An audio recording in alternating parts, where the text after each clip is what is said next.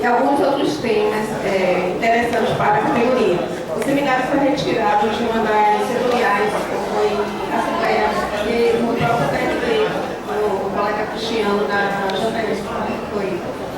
E aí ele solicitou esse seminário para a gente ter um momento de discussão, uma reflexão com maior tempo, né? Que nas setoriais e na Assembleia a gente consegue discutir por muito tempo qualquer tipo de assunto. E aí nós foi encaminhado para o sindicato e nós conseguimos marcar para a sala. Né? Quem puder ir, liga o sindicato, dá o nome, né? Se a gente quer saber, fazer o levantamento com outras pessoas para preparar o terreno lá. Assim, dia 7 vai ter a setorial. Né? Ontem nós passamos o Mel e a Alexandre, a Alex, Fred, Luciana, nós passamos no prédio lá de Nazaré, nos dois, pela manhã, passamos o dia todo lá.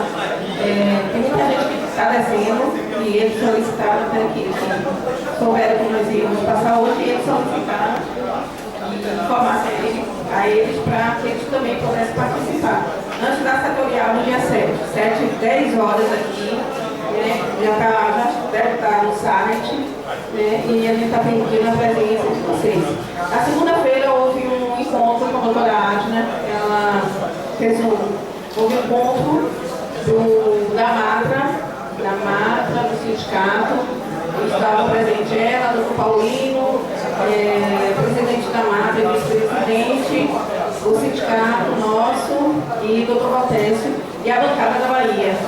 E já está no site segunda também, ela informou e pediu apoio da bancada e da situação grave que se encontra hoje no nosso tribunal. Muito grave. A fala dela foi de ajuda mesmo. A Mata também falou pelo apoio, né, da bancada da Bahia. Tinham 3 ou 4, PSDB, PMDB, PT, não lembro o nome de todos. Mas estava, foi Bebé, como você Aleluia e Benito Gama, né? Foram convidados outros, mas não puderam comparecer, mas ela já fez o link já encaminhou a solicitação de apoio, de um olhar mais cuidadoso nessa situação que está no momento passando os TRT do Brasil todo. Mel, por favor.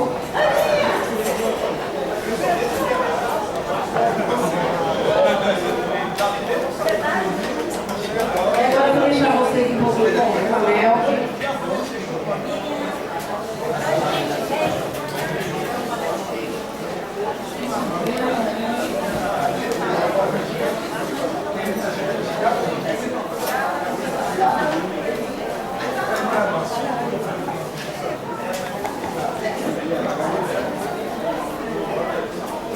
Boa tarde a todos, tudo bem, pessoal?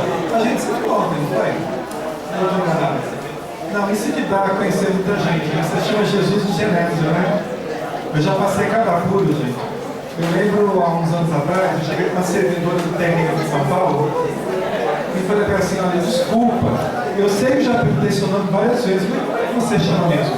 Ela falou assim, Mel, que toda vergonha na sua cara, você perguntou meu nome umas 10 vezes, né? Eu falei, desculpa, eu falo com muita gente do Brasil inteiro, eu tenho dificuldade para lembrar todo mundo, mas eu vou lembrar. Não, fala, você já falou, então tá, meu nome é tal, trabalho no setor tal, aí eu já pedi o nome dela umas 10 vezes para não esquecer, né? Pergunta se eu lembro quem é a servidora. Não lembro, meu Deus. Não é alguém que convidar, entendeu? Mas assim, você lida com muita gente, você começa a ter um padrão, né, de rosto, né? Das pessoas. Então, quando você veja alguém com o seu perfil, meio clarinho, assim, vai ter um monte de encaixe nesse perfil, né? Então, os detalhes, se é diferente, só convivendo, né? Você pegar, né? Então, foi o caso dele, né? Não sei se eu convenci, né? Bom, gente, estão dizendo que tem mais gente para chegar. Você acha que vai chegar muita gente ainda? Ou já começa entrando Bom, gente, na verdade, essa conversa aqui, ela está na informalidade, né? Isso aqui não é uma atividade oficial. Eu vim aqui a convite do sindicato para o debate que vai ter sábado, que vocês todos estão convidados, sabem do que eu estou falando, né? Discutir os assuntos que tem nessa categoria, como o PLP 257, que retira um monte de direitos e outras coisas, né? Mas aproveitei que eu estou aqui para passar na base, conhecer as pessoas, né? Porque alguns têm curiosidade de me conhecer, eu sei que tem. Mas eu tenho muito mais curiosidade de conhecer todo mundo, para ter certeza disso, né? E eu estou falando desde terça, quando eu cheguei, a alegria que eu estou tendo aqui na Bahia, porque eu estou me sentindo em casa. Todo lugar que eu vou, igreja, abraço, programa, nossa, que coisa boa, né? É bom sentir em casa, é bom sentir acolhido, né? Eu sou humano, sou de carne, eu sou de todo mundo, então eu gosto de ser bem tratado, não sou diferente de ninguém, então é bem gostoso. Me fala que é isso, eu me sinto em casa. Muito bom, obrigado aí por vocês me tratarem assim com tanto carinho, fico bem feliz. Bom, gente, ontem, eu estou falando alto demais. É que eu estou acostumado a falar sem microfone, entendeu? É só por isso. Mas então, essa madrugada, por exemplo, foi aprovado o PL 2648, né? Que merece algumas considerações aqui. Uma delas, aliás, antes de entrar na discussão propriamente dita, acho que quem me acompanha há muitos anos sabe que dificilmente vai encontrar alguém que tenha motivos mais do que eu para reclamar desse projeto, né? Porque eu lembro, e quem é mais antigo e participou das mobilizações em Brasília vai lembrar, que em 2009, eu, o Klein e mais alguns colegas, batendo boca, assim, no bom sentido, dentro da diplomacia, né? O que a diplomacia e a educação permite você bater boca com o presidente Supremo, vocês estão entendendo a delicadeza da situação, né? Mas o cara estava batendo boca mesmo com o Gilmar Mendes, e ele, transpirando, nervoso, com o dedo em riste, assim, desse jeito mesmo. Eu não prometi nada para os senhores para 2009, eu prometi para 2010. Estou falando com as pessoas. Por isso que ano passado estava tendo um debate sobre reforma eleitoral no Senado Federal. O plenário estava liberado, você podia sentar no lugar dos senadores, eu fiquei ali. E o Gilmar Mendes era um dos debatedores. Eu fiz questão de ficar na rota de colisão com ele. A hora que ele saiu da mesa lá junto com o Renan e companhia, eu falei, onde ele vai? Ele vem para cá, vou para cá, vem para cá, para cruzar com ele. Aí ele cruzou comigo. Oi, tudo bom? Tá fazendo aqui? Falei, ministro, sabe aquele projeto de 2009 que você mandou para cá do nosso reajuste? Sei então. Não foi aprovado, eu não tenho aprovado. Não foi aprovado até hoje. Como se ele não soubesse, cara. Ele fala, pois é, mas eu sei, gente, que ele sabe, mas é só para mostrar para ele, tá? Que em 2009 ele gritou com a gente dizendo que tinha prometido para 2009. Prometeu para 2010. E agora, em 2006, junho de 2006, quando completa 10 anos, não estou falando 2 nem 3, mas 10, tem servidor aqui que não tem 10 anos de casa, né? 10 anos, junho de 2006, que foi fechado o acordo do TCS, agora que a Câmara Federal aprovou o reajuste. Agora, gente, então para dizer assim, né? Eu sei de trás para frente, para tudo que aconteceu. Então, assim, eu me sinto à vontade de reclamar. Então, a minha opinião é de quem reclama e fala que é ruim o acordo, tá bom? Posto isso, eu acho que é motivo de comemoração, sim, de festejar, de tomar o seu vinho, porque afinal de contas vencemos uma etapa importante. Por que eu digo isso? Esse reajuste está muito aquém do que a gente queria, não é isso que a gente queria, nós merecemos e precisamos saber muito mais. Agora, eu não concordo com a teoria daqueles que essa porcaria, esse leite azedo eu não quero, eu prefiro zero para lutar por coisa melhor. Está enganado, desculpa, eu não concordo. Sabe por quê? Se você rejeitar isso, isso significa abrir mão de um orçamento de 6 bilhões de reais por ano. Mesmo parcelado até janeiro de 2019, significa, que são 2 anos e meio praticamente, significa mais de 15 bilhões, que é para nós. Se a gente abrir mão disso, não quero, eu quero um projeto decente, esse eu não quero. Tá bom, você não vai se apropriar dos 15 bilhões. Quem vai se apropriar desses 15 bilhões, gente? Eu preciso falar? Ou ninguém lê sobre a Lava Jato, Operação Zelote, Mensalão? Claro, quem vai se apropriar desses 15 bilhões de reais destinados a nós nos próximos 2 anos e meio? Vai ser o governo, as grandes construtoras, vai para a corrupção, enfim, vocês sabem qual é o destino. Então, não, esse dinheiro é nosso e a gente tem que se apropriar dele. Até porque a campanha salarial próxima ela parte de um outro patamar. O que eu quero dizer com isso? E lembrando que chegou agora. Eu reclamei o tempo todo desse projeto e continuo reclamando. Mas daí abrir mão dele eu acho uma distância muito grande. Né? Uma distância muito grande. que veja bem, é muito inferior ao que a gente quer, nós precisamos e merecer muito mais do que isso, nós continuamos defasados em relação às outras carreiras. Não se esqueçam que há uns 10 anos atrás, mais ou menos, o pessoal da Câmara e do Senado prestava concurso para o Judiciário. Hoje nós estamos na rabeira deles, ó, vocês sabem, né? O inicial deles é superior ao teto nosso aqui. Só para vocês terem ideia. Quanto a gente ficou para trás. De qualquer forma, num cenário econômico desse de crise, tudo, né? Imagina, você tá bom, cara? Você imagina um técnico chega aí fora e fala assim: ah, eu não quis se reajuste. Veja que imagina, essa minha regra de 3.400 em 2 anos e meio. O analista chega aí fora: não, esse leite azedo, eu vou aceitar 5.500 de reajuste em 2 anos e meio. Então, gente, é inferior a isso aqui? É. Mas, em sã consciência, um analista passar de 13.200 para 18.700 em 2 anos e meio, tá? Ainda que seja inferior, eu concordo, essa foi a minha leitura, concorda? Né? Eu acho que tem que ser louco de abrir mão. Porque a hora que você for lutar, sei lá, fazer aqui 1 ano, 2 anos e meio, você está partindo de 18.700 para 25, 26, 27, sei lá, entendeu? É diferente você estar em 13 e quer ganhar 30. Gente, é óbvio, porque em que pese a gente não está conseguindo sequer com a inflação que se reajuste. Vocês viram que a empresa está falando de nós desde ontem de madrugada? Vocês viram que o Bochar falou hoje? Ele pedindo para os ouvintes ligarem lá para confirmar se realmente é verdade que o servidor público está há 10 anos sem reajuste. Não, porque um fala, ele falando, né? Não, porque um fala que está 10 anos sem reajuste, outro fala que teve 20%, outro fala que teve 16% em 3 anos. Não, bagunça, cada um fala o que quer, ele põe em dúvida se era 10 anos mesmo. Então é muito complicado. Então, nesse caso, eu acho que a gente tem que, nós que se apoderar. Se apodera disso. É um outro patamar de luta, tá bom? Bom, posto, só para dizer o seguinte: se não fosse a nossa greve, principalmente em 2015, que foi histórica. Gente, quando eu falo que é histórica, é porque é histórica. Ana Macedo esteve lá em Brasília comigo o tempo todo e sabe, os deputados e os senadores até hoje me procuram para reclamar da categoria. Ô Mel, cadê sua categoria? Sua categoria não está aqui.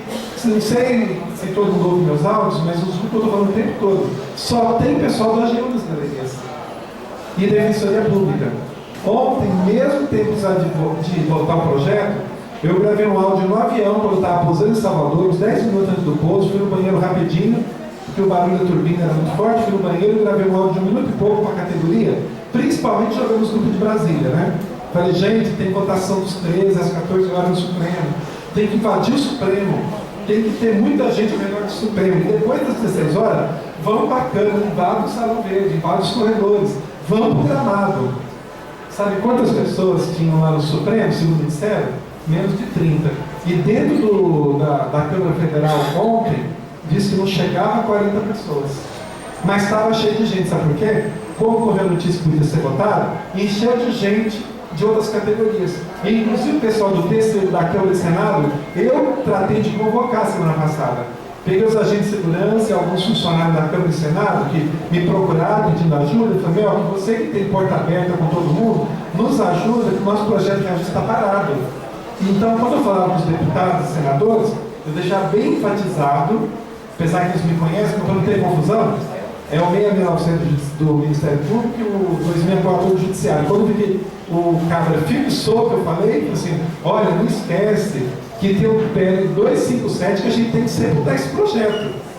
Falei. E olha, o pessoal da Câmara, Senado e TCU está pedindo para aprovar o jeito deles também, tal. Então era assim, sabe, eu priorizava o nosso, enfatizava o 257, que ferra com a vida de todo mundo, e em seguida pedia pela Câmara, Senado e TCU. Tá? Oi? Tudo bom? Como é que tá? Bom, gente. Então vamos partir desse ponto de vista, vai. A vida é feita de momentos. Então, o momento agora é de relaxar. Que bom, tivemos uma vitória. Eu não acho que é vitória de bico, mas também não acho que seja vitória de você soltar fogo, gastar um futuro com fogos, você vai ter que ir para o cartão de crédito para pagar os fogos depois. Não chega tanto, né? Mas também, eu acho que tem que gozar esse momento de certa forma, de quantos nós estamos esperando que uma notícia dessa, ainda que ela seja muito inferior ao que a gente queria. Por que eu estou dizendo isso? Porque pode ser que amanhã a gente vai amargar uma derrota feia. Primeiro que o projeto tem que passar pelo Senado, mas eu acho que passa, nem isso eu quero dizer. Tá? Não vou falar do PLP 257, por exemplo, 257 está propondo a contribuição previdenciária nossa passar de 11% para 14%. Só isso deve matar o primeiro e o segundo reajuste do governo, que é a parcela de junho, julho e depois novembro. Tá? Outra coisa, estão propondo o aumento da idade para aposentadoria para 65 anos, tanto homem quanto mulher. Então, as mulheres aumentam mais 10 anos e os homens mais 5 anos. 65 igual para todos. Estão propondo plano de demissão voluntária de servidores. Estão propondo a possibilidade de demissão de servidor concursado. Estão propondo congelamento salarial por 2 anos. E outras maldades, né? E não bastasse isso, saindo do PLP 257, não pode esquecer que há 2 dias atrás, foi 2 dias, né? Sim. Até antes disso, o Gilmar Mendes, o Janot, o Procurador-Geral da República, e o Teles se reuniram, não tinha nada pautado, ele pautou o 13,23. No dia seguinte, foi, votou, e no dia seguinte votou 2,48. Não precisa ser muito inteligente para ver que a coisa não é estratégica, como você está falando, é estratégico mesmo. Tira os 13, não tem mais direito, a prova 2648, com o artigo 6º, matou. Claro que é tudo combinado, gente, é tudo orquestrado. A gente não pode ser ingênuo de achar que não. Tá? Então, não bastasse isso, você vê que agora eu estou falando da parte ruim, né? Que a gente perde o tempo todo. Quem tem direito a quintos viu a facada nas costas uns meses atrás, está esperando a jubilação, né? Mas já não recebe os quintos mais, aí pelo menos em relação aos passivos. Gente, enquanto nós estamos aqui falando de merreca, tipo, falta R$100 para complementar o Vale Alimentação desde janeiro, falta um pouco mais para o auxílio creche, né? Falta uma merreca para pagar o reenquadramento de servidores lá da Justiça Federal desde 2013, que por orçamento federal é dinheiro de pinga, né, de cachaça, que é coisa de R$30 milhões, era 110, 120, foi baixando, pagaram quem tinha até R$1.000 para receber, depois quem tinha até 5 mil, agora quem tem mais de 5 mil está esperando, né? Coisa de 30 milhões, não tem dinheiro. A Justiça do Trabalho, com horário reduzido, vocês sabem disso, no país inteiro. A Federal, onde decidiu, pelo menos em São Paulo, não sei se foi nacional, até penso que seja, né? Mas nos moldes da trabalhista também, mandar 100% dos estagiários até agosto embora, demitir metade dos terceirizados, não ter mais ascensorista, não ter mais copeira, a faxineira vai acumular a função de gente, eu ia falar cafeteira, nem fala, de copeira. Gente, alcançar, eu não brinquei, na verdade, me deu um branco, o que eu falo aqui, né? Mas enfim, e outras maldades. Agora, para pensar, enquanto isso, sua santidade, o seu juiz, o seu desembargador, o seu ministro, recebe quase R$4.400 por mês de auxílio moradia.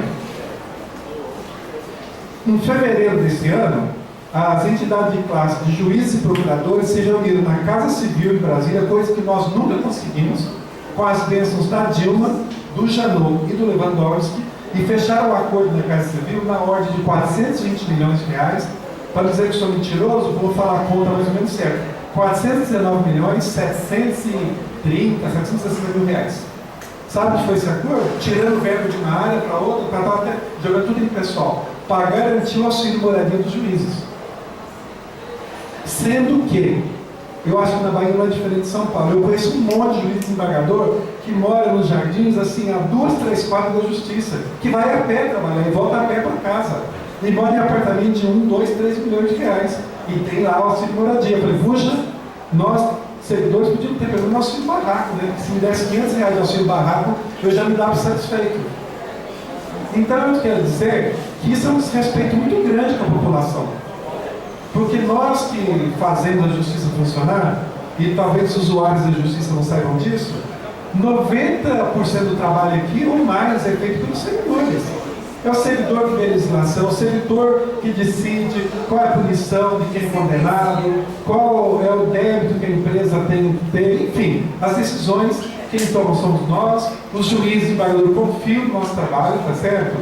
Tem juiz, embargador e ministro pelo país que sequer assina, que tem assinatura digital, o servidor faz coisa e coloca a assinatura digital do juiz, tá? Ou seja, para eles, todas as benesses, reajuste todo ano, Enquanto isso, nós carregamos o piano, estamos aqui, gente, mendigando 5% ao ano até 2019. É isso mesmo.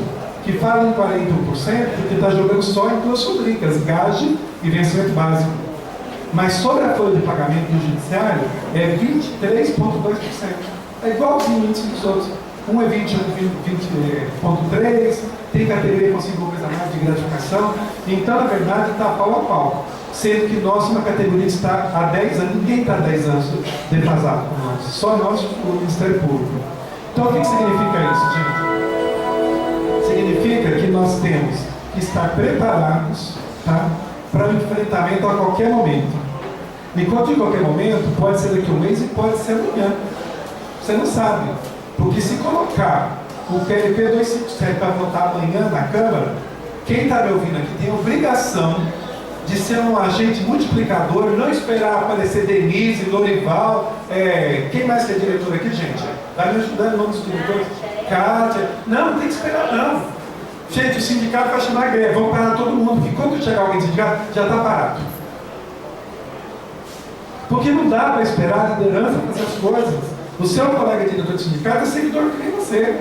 Não é um super-homem, uma super-mulher que em questão de segundos está em todas as salas convencendo todo mundo. Aliás, gente, vamos ser sinceros, aqui é uma categoria que lê diário oficial. Eu fico admirado. Você pega o jornal do sindicato com o assunto o dia inteiro dessa categoria? Ah, não li não. Ó, se me perguntar, está no jornal do sindicato. Você leu? Ah, não gosto do jornal do sindicato, acho muito chato.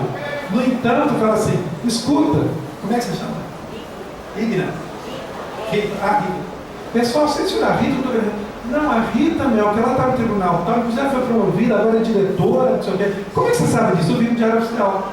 Ah, fulano aposentou. Ah, fulano agora foi para São Paulo. Não, estava no Diário Oficial. Ah, pelo amor de Deus, o pessoal procura o Diário Oficial como se fosse coluna social, para revistas caras. E quanto ao assunto interesse da categoria, não entra no site do sindicato, não lê o jornal, não lê os panfletos, pelo amor de Deus. Parece que está falando com um jardim da infância. No seu condomínio, se tem reunião de condomínio, você não comparece. Nunca comparece na reunião de condomínio.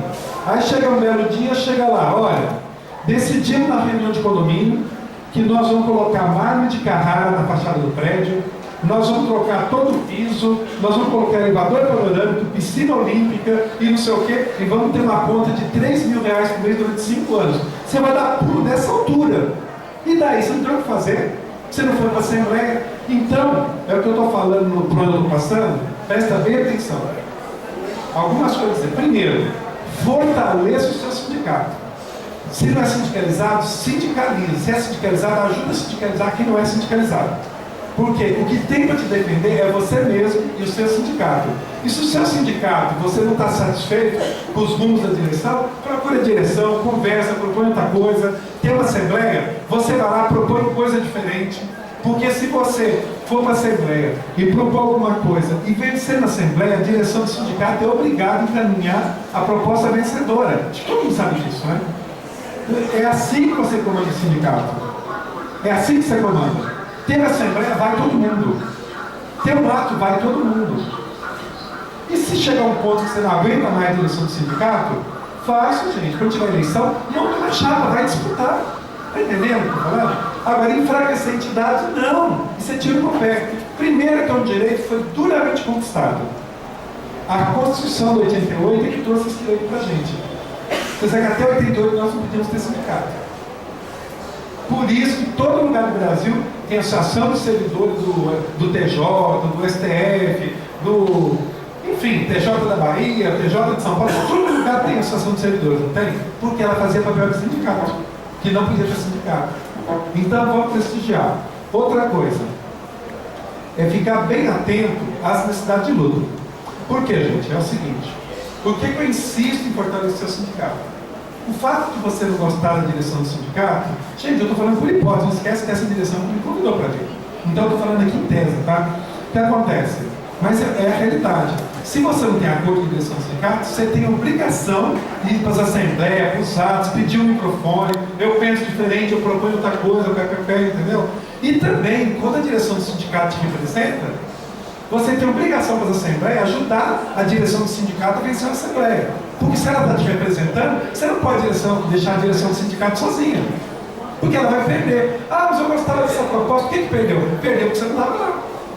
É assim que você se empodera do sindicato. Quem tem que dirigir o sindicato não são os diretores do sindicato.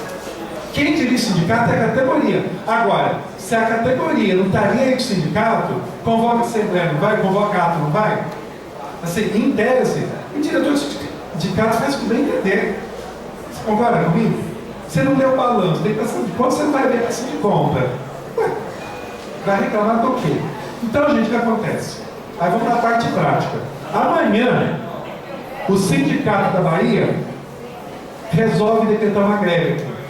Olha, ninguém da Bahia se conforma com os 13, ninguém se conforma com o reajuste pequeno, ninguém se conforma com a perda dos quintos, a Bahia vai parar geral. Beleza. Sabe o que o governo vai falar? Gente, aqui é tudo hipótese que eu estou falando, tá? Eu não sei dos números aqui. O governo vai falar assim, deixa o sindicato da Bahia puxar greve. O sindicato da Bahia não consegue aguentar um mês de greve. Sabe que eles sabem disso? Porque ele tem todos os dados do sindicato. Ele sabe quanto o sindicato arrecada, quanto gasta com o pessoal, quanto gasta com os veículos, quanto gasta com mobilização, qual é o fundo de greve. Por que ele sabe? Porque é publicado, é que nem empresa, publica balanço, tem balanceio, tem balanço. Então o governo é o nosso patrão. Então, como bom patrão, bom no sentido assim, bem restritivo, né? Como bom patrão, ele sabe tudo que os empregados estão fazendo. Então ele sabe, então é importante eles dizer assim, olha, lá na Bahia, o povo é fogo. O sindicato, o povo lá vai entrar em greve mesmo. E se for necessário, vamos fazer livro ouro, vamos fazer rifa, vamos doação de livro, como vocês fizerem. Vocês sabem que eu cansei de elogiar a greve de vocês ano passado, né? Quem acompanha sabe que eu fiz isso, né? Então, gente, é importante. E por que eu estou dizendo isso? Isso não é tese, isso é conhecimento. Tá? Nós, lá em São Paulo, ano passado, nós gastamos mais de R$1.200.000 com a greve. Porque eu digo, você acha que é brincadeira você mandar 40 baianos para Brasília, nós mandarmos lá 40, 100 paulistas para Brasília, mineiro, item, tal. Ué, faz as contas, grosso modo. Táxi, hotel, avião, alimentação. Quanto vai custar essa brincadeira? Outra coisa, que ninguém para pensar, quanto custa a greve aqui, mesmo sem mandar ninguém para Brasília. O Lorival me falou, eu perguntei, quanto você paga em carro de som? Quanto é uma comparação com São Paulo? Né? Ele falou que, em média, fala assim, em torno de 250, 300 reais num carro pequeno de som por 2 horas. Então eu falei, vamos fazer uma média, não sei que não é por 2 horas, é o dia todo. Só para efeito de raciocínio. Se precisar de 4, 5 carros de som em Salvador, considerando os prédios grandes, dá 1.500 por dia. Se as principais cidades da Bahia, vamos ser só 5, vai, Conquista, Ilhéus, Itabuna, que é carro de som. São mais 5, dá 1.500, são 3 mil por dia, vezes 30 dá 90 mil, 3 meses de ganho, 270 mil, só no carro de som. Estão percebendo? Tá? Então, gente, fortalecer a entidade é importante. Agora, vamos falar dos enfrentamentos. Tudo que eu falei aqui, gente, o governo está careca de saber que está atacando o trabalhador. Está careca, qualquer governo, esses anteriores, está aí para administrar para banco, para os grandes empresários, não tenho dúvida disso. Então é sabido. A única maneira da gente evitar os ataques ou minimizar os efeitos é a gente lutar com muita firmeza. São lutas que, se depender só do Judiciário e do Ministério Público, são nossas, mas tem lutas que dependem do movimento geral. Por exemplo, essa nova reforma da Previdência, o PLP 257 no geral, né? É uma luta que a gente só vai vencer com uma greve geral. Chamar as outras categorias. Não só do Judiciário e do Ministério Público, mas Fazenda, Receita, Saúde, Educação, os municipais, os estaduais, fazer uma greve geral. Por quê? Isso afeta todo mundo. Então é o caso de 1 milhão para Brasília. Sabe, chegar 1 milhão de pessoas de fora em Brasília pressionando, gente pressionando no greve nos estados. Então é uma luta conjunta. Tem luta que é só nossa mesmo, tá? Mas isso tem que ser feito. Então tem que ficar muito atento, gente, porque é o que eu digo sempre. Tudo isso vale para dizer. A favor da gente é só a gente mesmo, tá? Contra nós é quase todo mundo. Porque eu fico indignado, gente. Eu acho que vocês devem ouvir isso aqui. A Bahia não vai ser diferente do resto do Brasil, eu tenho certeza que não, né? Você fala para as pessoas, nós temos que fazer greve, parar tudo tal dia. Mel, que eu não posso parar. O meu juiz é muito legal. Mel, o meu desembargador é um pai para nós. Ah, Mel, que não posso, o nosso ministro ele é muito gente boa, não posso deixar ele sozinho. Pelo amor de Deus, uma coisa é ter respeito pela autoridade, outra é ter idolatria, porque ele já está virando burrice. Porque enquanto você está 10 anos do mesmo salário, o seu juiz, o seu desembargador, o seu ministro, teve reajuste todo ano, a questão de 4 anos ou 3 anos atrás ganhava 27 mil por mês, agora está ganhando, está chegando em 40 mil, tem auxílio moradia, tem substituição de ofício, né, que dá 1/3 do salário, hoje é 12 mil reais. Gente, é verba que não acaba mais. Enquanto que você que faz sentença, dá parecer, vai que até mete a assinatura do juiz eletronicamente, está com o salário congelado 10 anos. Aí você fala em fazer greve, seu juiz diz, olha, se fizer greve eu tiro a função. Aí você ficar de R$1.000 de função, eu não estou criticando, respeito. Quem tem filho para criar, de repente não pode abrir mão de R$1.000. O juiz vai lá assim, eu vou tirar a sua função. Acabou, né? Como é que o pai de família vai abrir mão de R$1.000, por exemplo? Então é muito complicado. Oi, tudo bom? Então eu digo para vocês que nós temos que ter inteligência, inclusive emocional, de nos articularmos e nos vermos com o corpo mesmo. E quando eu digo corpo, corporativismo, no sentido bom, amplo da palavra, né? Porque, veja bem, nós somos uma grande família, vocês concordam? Porque eu estou falando de iguais aqui. É que eu sempre falo nos meus alunos, do Paulo que está em Chico e está em Francisco. Ou seja, as maldades que atacam o servidor da Bahia, atacam de São Paulo, de Minas, do Amapá, do Amazonas. Se a gente não se unir, nós estamos perdidos. Então o que acontece? Uma coisa é a gente bater boca entre nós aqui, não, porque eu sou técnico, não, porque eu sou analista, eu sou social, e tem as demandas específicas. Aí eu vejo o povo se matando nas redes sociais, né? E pode ter assim, quando eu faço apelo, gente, uma coisa é debater e até se desgastar um pouco nas redes sociais, outra é você virar inimigo do seu colega servidor. Porque quando vem um ataque, o ataque do governo, do nosso patrão, não é só para o analista, não é só para o seu abusivo, não é só para a gente, é para o conjunto. E se é para o conjunto, nós temos que agir como família. Porque se amanhã tiver um ataque dos agentes de segurança, por exemplo, não é só a gente que está sendo atacado, é todo mundo. Nós temos que ser solidários, porque amanhã eu posso chegar para eles e falar, agentes, eu preciso de vocês para nos ajudar. É corpo, gente, é corpo. Tá? Então parar com essa covardia, essa idolatria de juiz e magistrado que não pagam a nossa conta. Eu sempre falo, olha, você pode adorar seu juiz, seu ministro de valor, pode ser ótimo, pode ser um pai para você, mas ele não está no caixa do mercado para pagar a conta na hora que você passa no mercado. Ele não está pegando o boleto do seu filho e pagando a conta no fim do mês. Ele não está pagando a prestação na sua casa. Concorda comigo? Então. Gente, eu só falei de coisas grandes, mas você vê. O vale alimentação é coisa de R$100. Desde janeiro nós estamos esperando o reajuste, né? Tem que parar com o Supremo. E não vem, não tem verba. Tem lugar que não tem dinheiro para papel higiênico. Não tem cafezinho. Os servidores estão levando papel higiênico de casa, estão levando cafezinho de casa. Todo mundo sabe o que está acontecendo. Mas quando o assunto é magistratura, é tudo. É tudo. E sem dizer da Nova Lomã, eu não sei se vocês viram essa semana, esse é um artigo num jornal importante do Brasil, que eu não lembro qual é agora, né? Que falou assim, magistratura, né? Nova Lomã, auxílio do berço ao túmulo. Ou seja, auxílio saúde, auxílio educação para a mulher, para o filho até os 24 anos, não sei o quê. Tudo que é tipo de auxílio. Agora, o servidor que faz sentença, que carrega dinheiro, que toca a justiça, absolutamente nada. É só ataque. Então, gente, vou dizer para você o seguinte: nós podemos operar um milagre. Do que eu estou falando? Dos 13. Dá para reverter os 13, gente?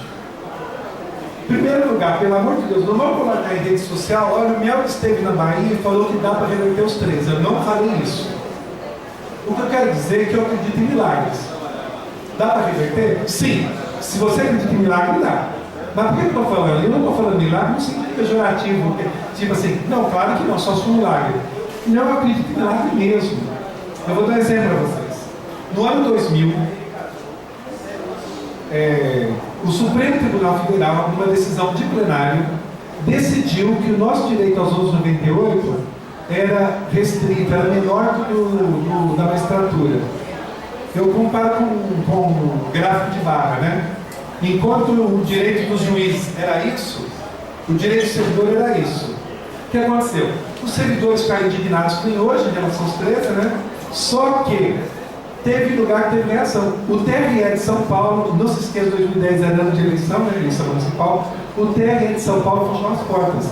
Gente, eu não estou usando linguagem figurada, não, fechou mesmo. Baixou a porta de aço lá e ficou todo lá de fora, 415 lá de fora, em ano de eleição. Sabe o que significa isso? O TSE em Brasília copiou. Em seguida, o TRE de Minas copiou. Aí o presidente do Supremo à época, era o ministro Veloso, né, chegou para o Adilson. Vocês têm que ter muito orgulho do Adilson. É um baiano arretado, um amigo meu. Hoje, esse meu trabalho é referência no país inteiro. Eu devo muito ao Adilson, aprendi muito com ele. O Adilson é da região ali de Itabuna, né, região de Porto Seguro. E é um dirigente nacional, todo mundo sabe do que eu estou falando aqui, né? O Adilson, naquela época, diretor da federação, junto com outros colegas, foi ameaçado de prisão pelo presidente do Supremo. Diz que o Veloso chegou com o dedo em risco. Os senhores não ousem parar a justiça eleitoral. Isso é um atentado à democracia. Eu mando prender os senhores. Ameaçou de prisão. Só que ele deu a senha. Se os senhores querem alguma coisa, reivindique, manda para a gente analisar. Aí falou, é a senha. Aí fizeram um ofício rapidinho e mandaram para o Veloso. Aí ele convocou o plenário do Supremo, acho que uns dias depois, 2, 3 dias depois. O plenário do Supremo decidiu 5-5, empatou. Não se esqueça que ele tinha perdido, empatou. Sabe quem deu o voto de Minerva a nosso favor? Ministro Veloso, o mesmo que ameaçou o Adilson, do baiano daqui, de prisão. Ou seja, já se passaram 16 anos. Você não acha que o pessoal de 2000 merece uma salva de palmas dentada, gente, para lembrar esse momento? Pera, por favor, faz palmas. Eu acho que precisa. 16 anos passaram, mas foi uma grande lição, vocês concordam? Que ousaram enfrentar. Porque a história, gente, é feita porque tem coragem de ousar. E eu acho que naquele ano 2000, teve colegas nossos que teve coragem de ousar. E por isso que hoje, a situação salarial nossa, ainda apesar de ser precária, podia ser pior, se não fosse a conquista dos 11, dos mortos que eles lutaram naquela época. Então, para dizer que quando o Melk falou que acredita em milagres, eu estou baseado no fato histórico, que é o enfrentamento do ano 2000, entendeu? No ano 2000 o pessoal usou. Nós não estamos em eleição. Já imaginou? Vamos pegar os estados principais: Bahia, Minas Gerais, Pernambuco, Ceará, Brasília, esse federal ali, São Paulo, Minas, Rio Grande do Sul, por exemplo, Paraná, resolve paralelar a Justiça Federal, Trabalhista Federal do país inteiro. O país não é só esses estados. Nem precisa ser o país inteiro, mas estados aí que bombam em termos de eleição. Duvido, mas duvido muito que o Supremo não reanalise essa questão.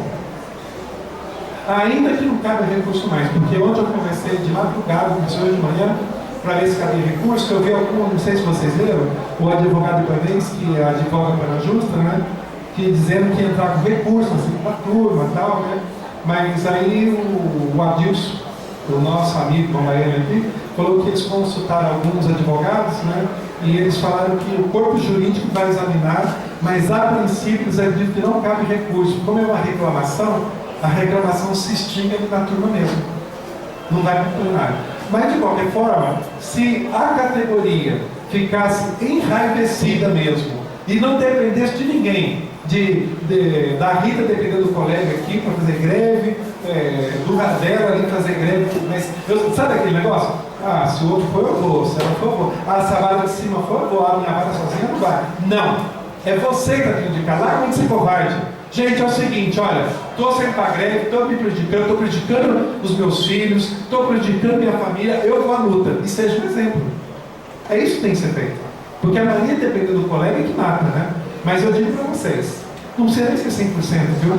Eu acho que dentro dos limites da legalidade, se 70% de verdade dos servidores, que daria uns 80 mil servidores, nós somos 120 mil, daria uns 80 mil servidores, parassem para valer todos os ramos da justiça, pode ter certeza que a gente reverteria.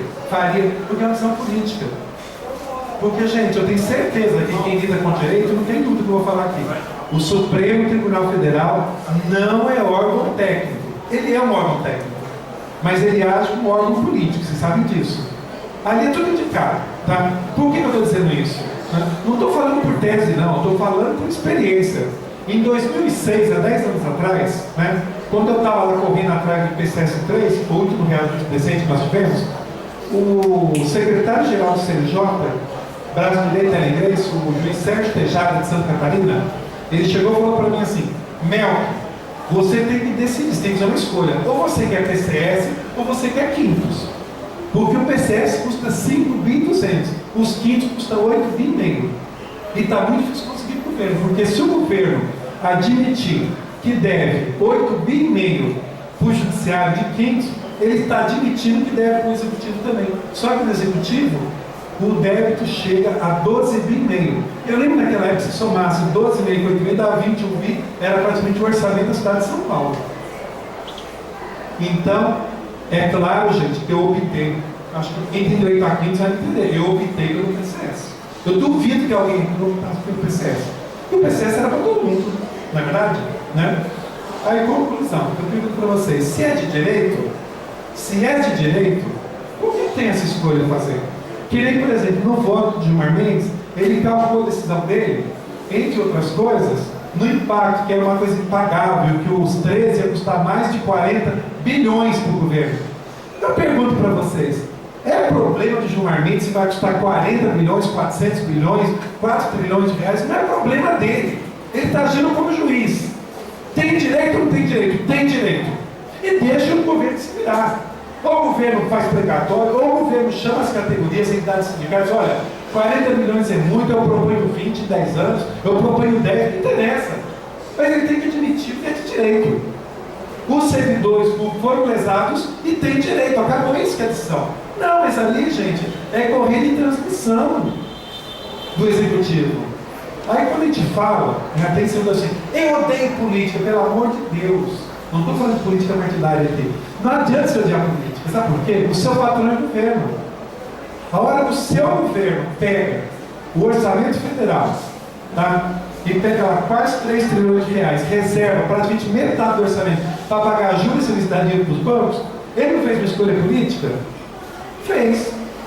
Que o governo veio com uma papo furada, por exemplo, o atual ministro da Saúde era o relator do orçamento, o mesmo que ferrou com a Justiça do Trabalho, o mesmo, Ricardo Barros. Tá? O que ele fez? Propôs um corte de 30% no custeio de vocês devem saber disso, né?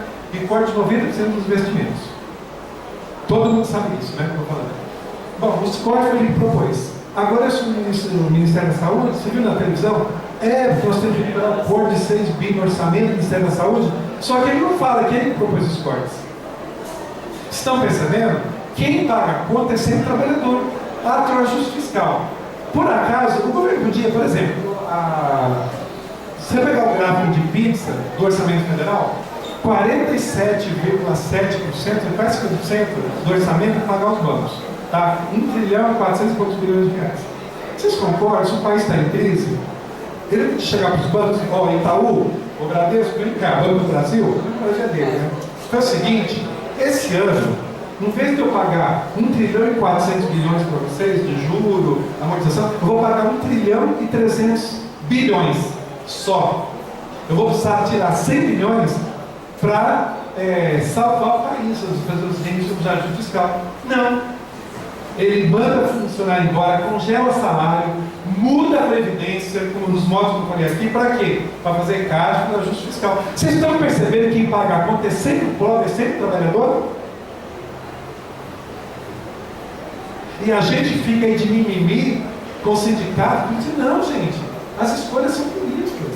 Acho que, se não me engano, me ajudei. Um pensador que falou que quem não gosta de política acaba sendo governado pelos que gostam, né? Então é questão de gostar, eu também gosto. Mas você tem que se meter lá e influir no sentido que você precisa, né? Bom, gente, eu acho que eu falei até demais, me empolguei aqui, né? Teria muito mais palavras, mas eu acho que vou deixar vocês entenderem, depois eu continuo, se for o caso.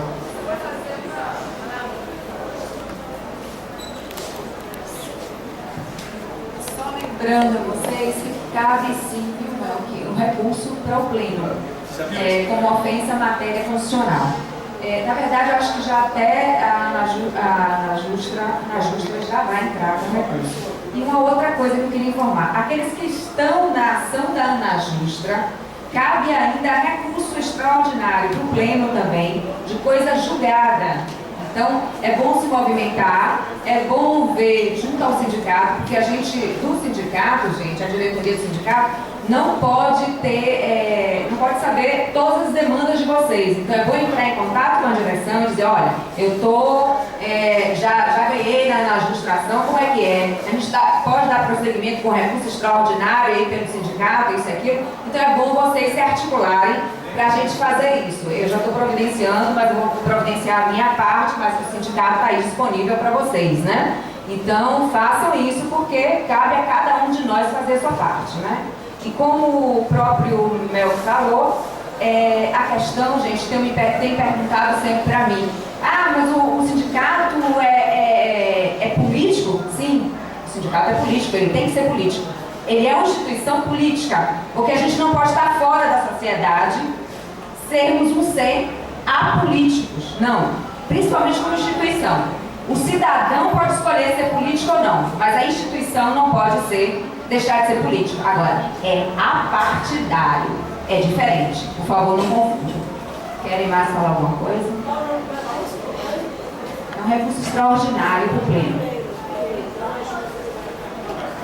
Não, era mesmo, recurso extraordinário. Tudo é recurso extraordinário para o pleno. E você fala do sindicato daqui para procurar? Sim, do sindicato.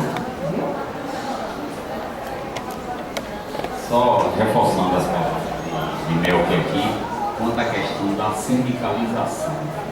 Eu costumo dizer a meus colegas que não são sindicalizados, diga assim, você conhece algum banqueiro que não seja filiado à Febraban? Você conhece algum? Eles quebram pau, eles brigam, eles são concorrentes, o Banco Itaú quer acabar com o Bradesco quer acabar com o Itaú, um fica comprando o outro, querendo derrubar o outro. Mas você conhece algum que não seja? Na hora de lutar pelo interesse comum, eles estão lá. Quem luta por eles é a Febraban. Você conhece algum industriário que não seja filiado à FIEB, à Fiesp? Recentemente nós pegamos um processo aqui da FIEB, certo? Que os caras queriam se matar. Simplesmente soltaram fogos quando um grupo soltou fogos quando o presidente da FIEB morreu. Por quê? Porque eles iam ter a oportunidade de assumir. Mas na hora do interesse comum estão lá todos. Né? Agora, a primeira coisa, você conhece algum magistrado que não seja afiliado à ANAMAR, à associação deles aí? Conhece algum? Eu não conheço nenhum. É por isso que eles são fortes. Porque nós, na hora que temos nossa diferença, a primeira coisa que a gente faz vou sair do sindicato, vou me desfiliar. Isso é uma besteira que a gente faz imensa. Isso é uma grande bobagem. Nós temos nossas diferenças, certo? Nós vamos ter nossas diferenças sempre. O sindicato é uma coisa plural. Tem gente com correntes de pensamento de todas as correntes. Tem gente com pensamento de todas as correntes. Tem gente que é apolítico, que detesta a política. Tem gente que ama a política. Tem gente com todas as correntes de pensamento. Mas nós temos que manter a unidade na hora dos nossos interesses comuns. Eu penso diferente de você, eu detesto você, não gosto da maneira que você fala. Nós não somos obrigados a nos amarmos, mas na hora do interesse comum, meu e seu, nós temos que estar juntos. Nós temos que estar juntos. E aí é isso que eu digo, a filiação ao sindicato é muito importante. Eu tive a oportunidade, eu e Milton, nós fizemos escola técnica, fomos para o polo petroquímico, e o pessoal que comanda a Bahia hoje, né, todo dia chegava para a gente e falava essa questão do sindicato. Gente, quando o patrão chega na mesa para poder, e aí Melka falou aqui, quando o patrão chega na mesa para poder negociar, ele já sabe quantos sindicalizados tem. Ele já sabe que ele sabe a força da categoria pela quantidade de sindicalizados que tem. Essa é que é a força da categoria. Porque se a categoria não tem muito sindicalizado, significa que a categoria está rachada. Significa que para o sindicato mobilizar, o sindicato já é difícil mobilizar quem é sindicalizado, que dirá mobilizar quem não é. Então, quando você chega em uma mesa de negociação, uma das coisas que o patronato vê é a quantidade de sindicalizados. Né? E pensem bem, juntos nós vamos ser sempre mais fortes. O interesse comum tem que estar acima de todos nós. Vamos, já que nós temos aí o patronato, né, nós temos a classe dominante, né, as pessoas que dominam o nosso país, os bancos, as indústrias. Vamos aprender alguma coisa com eles. Será que a gente não aprende isso? A gente só aprende com eles, alguns colegas têm a só aplicar na bolsa. É isso que a gente aprende para ganhar dinheiro. Vamos aprender isso também, tá bom? Muito obrigado.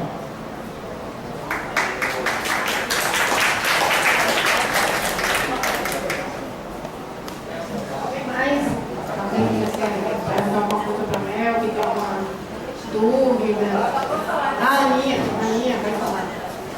Eu quero dizer para vocês, colegas aqui do Tribunal Regional do Trabalho, que eu fiquei e tenho estado profundamente preocupada com a quantidade de pessoas que se desfiliaram do sindicato. A maior quantidade de desfiliados foi daqui do TRT. Isso eu não compreendo, sabe por quê? Porque o sindicato é a única chance que nós temos de alcançar alguma coisa. Porque é a única base de representatividade. Não há como ter força nem palavra se não for o sindicato. E eu sou testemunha ocular disso. E outra coisa, todos nós deveríamos um dia ser diretor de sindicato. Porque é um trabalho voluntário, é um trabalho